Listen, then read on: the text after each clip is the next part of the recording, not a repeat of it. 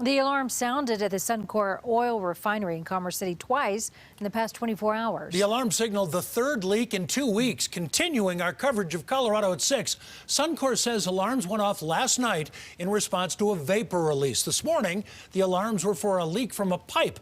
Well, last week, the refinery experienced another leak.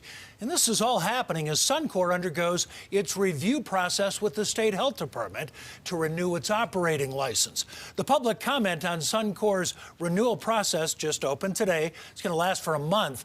And today, Wild Earth Guardians filed a lawsuit against Colorado regulators for what the group calls a years-long delay in reviewing and updating air pollution permits for that Suncor refinery.